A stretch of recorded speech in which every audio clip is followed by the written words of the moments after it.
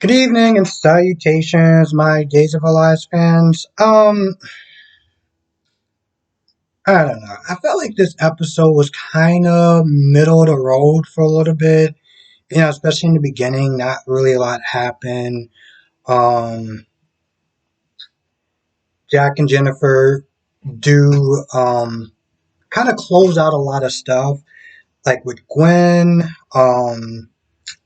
and Jack, and also Jennifer. Like she straight up asks, like, I want to hear from your perspective the events that happened. Like, she never really got a chance to really talk to her face to face about what happened, um, with Laura's death. So she told her one more time and she was like, all right, I believe you. And I guess at this point, she just kind of looked at it like the only people that know what happened is Gwen and Laura. And Laura's gone.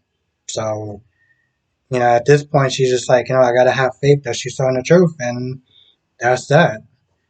Um, before they do head off, Jennifer runs into Kate and they exchange some words.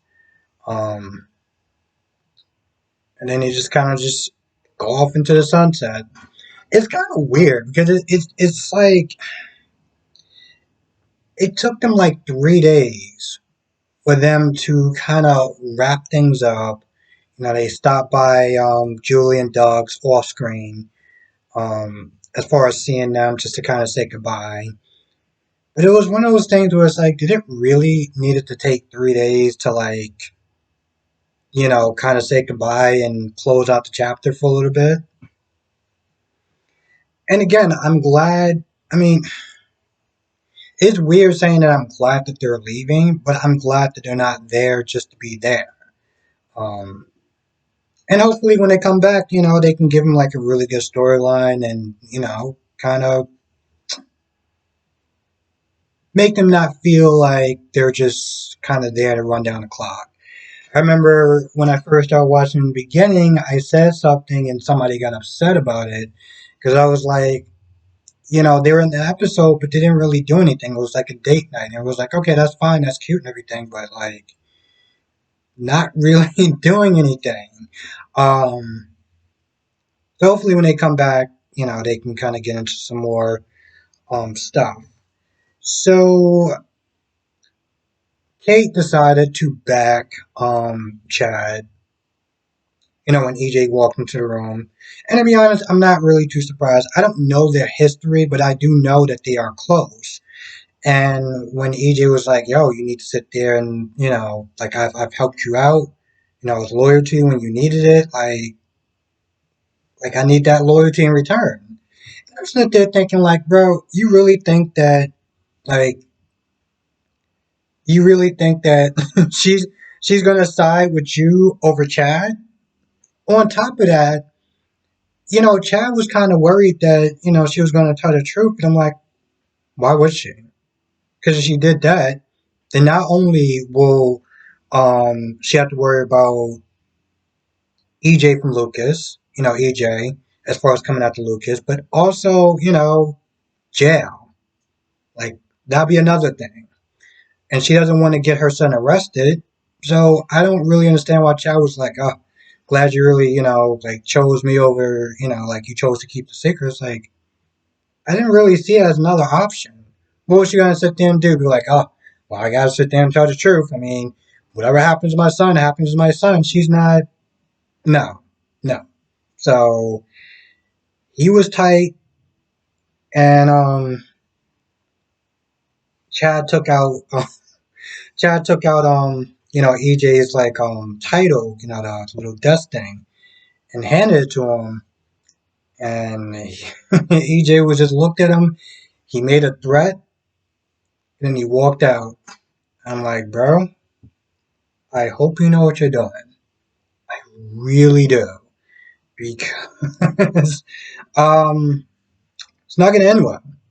Now, I'm not gonna lie, I'm kinda surprised that, he's still out on bail. Like, I mean, I guess they gotta sit there and like try him and everything like that, and he's out on bail. But I'm like, when like I don't understand what's taking so long. I really don't. Johnny goes over John and Marlena's place to tell him, just to tell him about the news about them getting married. And it's weird. It was kind of nice seeing how positive they were towards his marriage. Because he was smiling and stuff like that. You didn't have to sit there and worry about being on the defensive and trying to justify his reasons for why he was doing what he's doing. So it was kind of nice to sit there and say.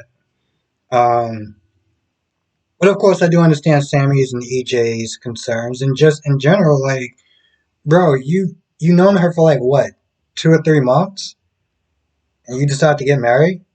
Like, really? That made sense to you? I mean, of course, it makes sense because they're both two impulsive people, but like, I understand why people have reservations just about that in general. But it is what it is, and they were happy about it.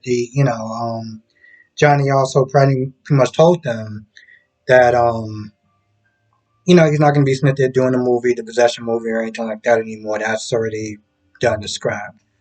So, um, but he was a little tired. Marlena did kind of notice that, and after he left, she was talking to John, and she was like, "Something just feels kind of off about him." Now, I don't know, is that coming from her as far as who Johnny is, like just knowing him for a while? Is that her expert opinion? Or is that just from the fact that she was possessed by the devil and she kind of felt something when she was, um, when she was with him and just observing him and stuff like that? I'm hoping it's that, like, she can kind of detect it a little bit, seeing how the devil's been in her twice. But I guess we'll just find out. Now, Paulina was sitting there talking to Chanel and was talking about throwing her a party and being like, yo, listen, EJ's going to be on board one way or the other. Like, he's going to be on board. Like, she's totally supportive. Um, Mostly, I feel like it's also just compensation for the fact of everything that she's done and pushed Chanel through. So she's just working overtime to kind of give her approval and just to kind of be in her good graces. So she's like, listen, let me worry about EJ and you just get dressed or whatever. So she goes over to the house to talk to EJ and she's like, all right, because EJ isn't there, well, monologuing to his dad about all the revenge and how he's going to sit there and take everyone down, Kate, Chad, and anyone else, that comes in his way. And Paulina's like, and can I interrupt you? Like, you need a minute to finish up? Like, what's good? And she's like, all right, I want to sit there and throw a party. And he seems like he's like receptive of it, which is odd because I thought he was going to be a little more resistant towards it. I mean, hell, when it was first announced, he was like, "Yeah, I don't think this is a good idea." I mean, probably 2 reasons. One, they haven't known each other that long, and two, well, he still thinks that she is a gold digger. So, he pretty much like, I'm not giving you my blessing. Like, actually, tell you the truth, I'm not just not going to give you my blessing. I'm taking away, well, my money. Um, so the fact when she was like, I want to sit down for a reception, he was like, all right, where? I'm like, where? Bro, not that long ago, you were pretty much just like held to the no. Anyway, Pauline's like, they're going to be throwing it at the Demeros, and, like, okay. I'm just kind of surprised that he's just so okay about it. Maybe he feels like he doesn't want to lose his son. I mean, his son, Johnny was, when he was at John and Marlene's place, he's already convinced that um, EJ did it. EJ kidnapped, Sammy. I think it's mostly for the fact that he's already having issues with his dad. So believing it in the worst just doesn't seem that it's just, yeah, I can totally believe it. I mean, how even when he was not there talking to them, and John and Marlena, I think John was like, he just had that look like, you sure? Like, I mean, I know they said he did it, but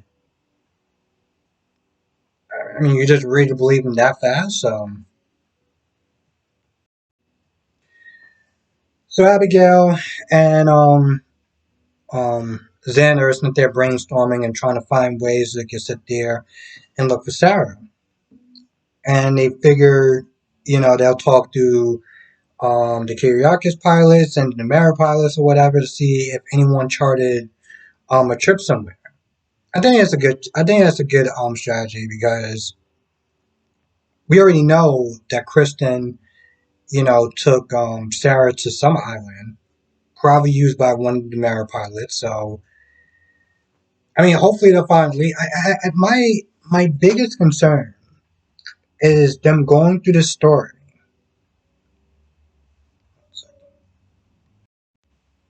My biggest concern with this search for Sarah, are they going to get the original actress that played Sarah, or are they going to recast her? Because I don't know who's directing this, who directs the show or produces the show or whatever, but they don't seem like they're really too big on recasting. And granted, that's not my favorite thing to do either. It's really not. Because a lot of time, I mean, if you've been watching soap operas for a long time, you know that recasting can either be really good or really bad. I mean, hell, you look at EJ now. I like new EJ, but there's some people that's like, I don't like new EJ. I prefer the old one, and I can't sit there and knock them. I can't do that.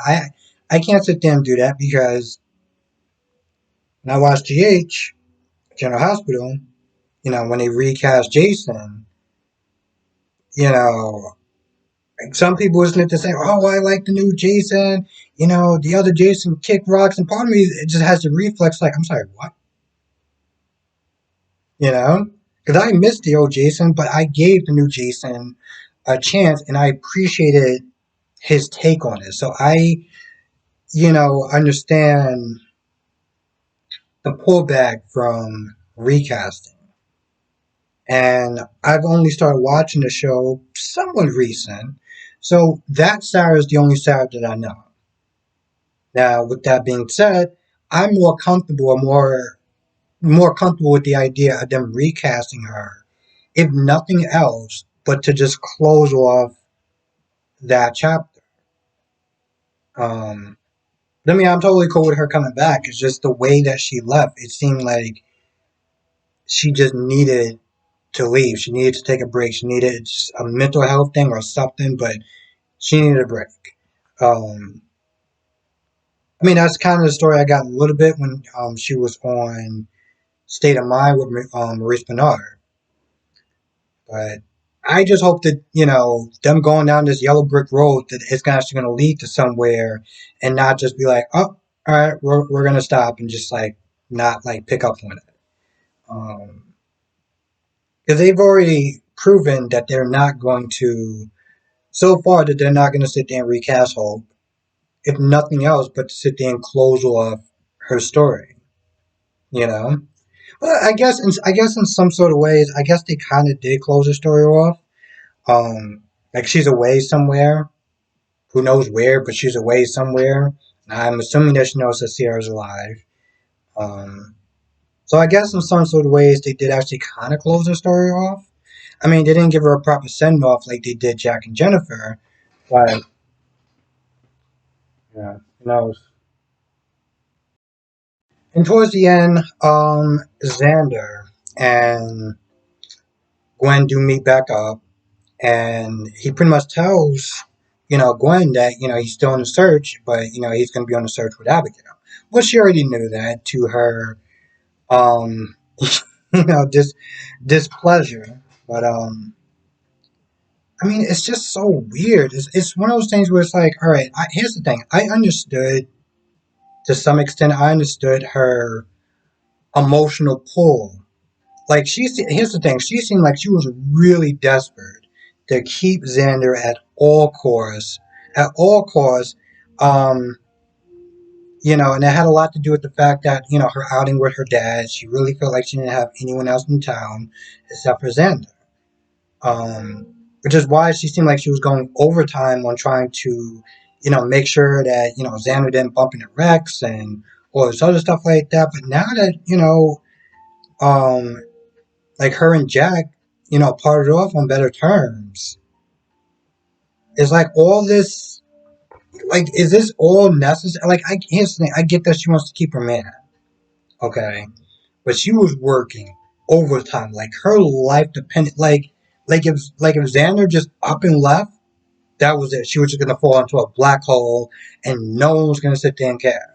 Um, but actually, after like parting on better terms with not just Jack but also Jennifer too, it doesn't really seem like it makes that much sense for her to be on overdrive as far as like trying to make sure that she doesn't find Sarah and stuff like that. Like it's just like, come on, like where was the confidence, scheming, planning, pretty much like Batman, as far as to make sure that her plans and her schemes work. Like where is that confidence at? It's just,